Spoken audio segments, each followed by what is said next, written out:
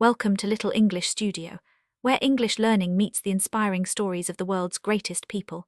Here, we tell powerful life journeys in clear and simple English, so you can improve your English while discovering lessons of success, struggle, and hope. Today, we bring you the incredible story of Lee Byung-chul, the visionary founder of Samsung. From a small-town boy in Korea, who once dreamed of building something bigger than himself, to creating one of the world's most powerful companies, his journey is not only about business, but also about resilience, leadership, and shaping the future of a nation. This is the story of the man who gave birth to Samsung, a name that today stands for innovation, technology, and global influence. Lee Byung-chul was born on February 12, 1910, in Uiryeong County, South Gyeongsang Province, Korea. He came from a wealthy landowning family, which gave him opportunities that many others in Korea did not have during that time. Korea in the early 20th century was under Japanese colonial rule, and the country's people faced enormous challenges, politically and economically. As a young boy, Lee was curious, ambitious, and deeply observant. Unlike many children of his time who had to work in the fields, Lee had access to education. He attended prestigious schools and was exposed to both Korean and Japanese culture. This shaped his thinking, making him disciplined, hardworking, and determined to achieve something meaningful. Lee studied at Waseda University in Japan, majoring in political science and economics. Although he never completed his degree, his time in Japan gave him insight into modern business systems, trade, and industrial organization. These lessons would later influence his entrepreneurial journey. In 1938, when Lee Byung-chul was just 28 years old, he founded a small trading company in Sudong, Korea. The company's name was Samsung Sanghoe. The word Samsung means 3 stars in Korean, symbolizing greatness, power, and eternity. At first, Samsung was not an electronics company. It was a modest business with about 40 employees dealing in groceries, dried fish, and noodles. Lee bought goods from producers and sold them to local markets. Why rice and noodles? Because food was essential. Korea was poor at the time, and the demand for basic food was high. Lee realized that starting small with daily needs was the most reliable way to build capital. His company quickly grew in reputation because Lee emphasized quality, honesty, and reliability. Even in those early years, Lee had a vision. He did not want Samsung to remain a small shop. He dreamed of building a group that could lead Korea into modern industrialization. The late 1930s and 1940s were difficult years for Korea. Japanese colonial rule continued until 1945, and shortly after, the Korean War broke out in 1950. The war destroyed much of the country's infrastructure and economy. Lee Byung-chul, however, was resilient. He relocated Samsung's operations to Busan during the war to keep the company running. While many businesses collapsed, Lee's determination and strategic thinking allowed Samsung to survive. After the war, Lee saw an opportunity. Korea needed to rebuild.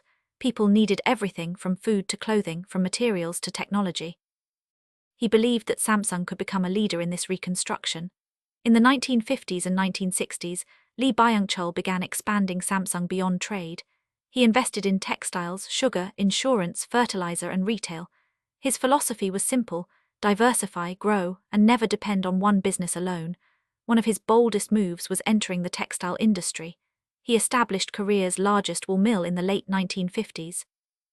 At that time, Korea's textile industry was weak, but Lee believed that clothing would always be in demand. His investment paid off, and Samsung became a leader in textiles.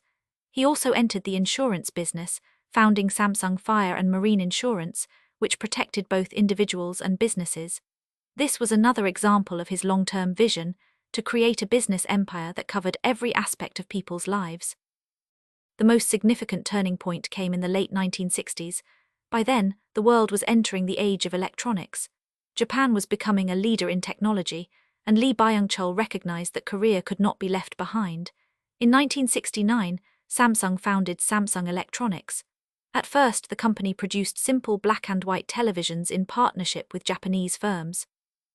The early models were not groundbreaking, but they marked the beginning of something revolutionary. Lee believed that electronics would define the future. He invested heavily in research and development, building factories and hiring engineers. He knew it would be a long road, but he was willing to take the risk. By the 1970s, Samsung was no longer just a company. It was a Chaebol, a large family-owned business group that included dozens of companies in many industries. Samsung was active in electronics, construction, shipbuilding, chemicals, and finance. Lee Byung-chul's leadership style was strict but visionary. He valued loyalty, discipline, and hard work. He believed in hiring the best talent and giving them responsibility, but he also demanded results. His philosophy was often summarized as, quality first, always produce goods that people can trust, long-term vision, think decades ahead, not just years. National service businesses should help Korea grow stronger. Lee also had close relationships with the South Korean government, especially under President Park Chung-hee, who pushed for rapid industrialization. Together, the government and Chaebols like Samsung transformed Korea into a modern economy. Lee's journey was not without difficulties.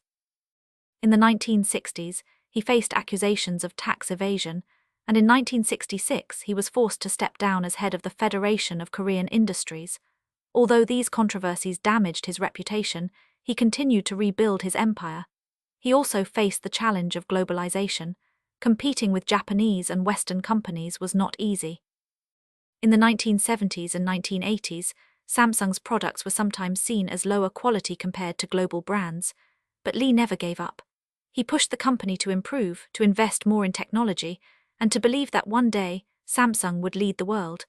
Lee Byung-chul passed away on November 19, 1987, at the age of 77.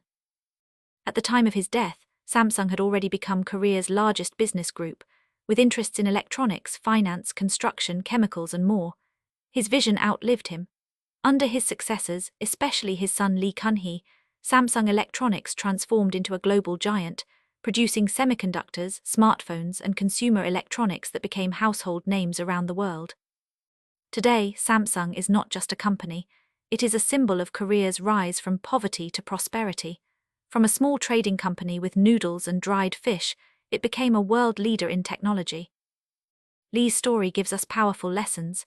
Start small, dream big.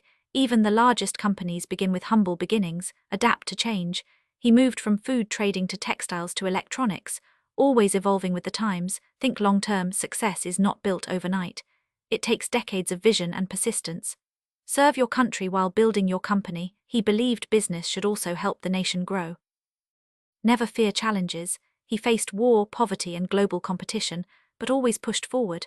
From a young boy in Uiryeong to the founder of Korea's most powerful business empire, Lee Byung-chul's life is a story of ambition, vision, and resilience. He did not just create a company, he helped shape a nation. Samsung today stands as a tribute to his dream, a dream that began with rice and noodles and ended up changing the world of technology. This was the life story of Lee Byung-chul, the man who founded Samsung,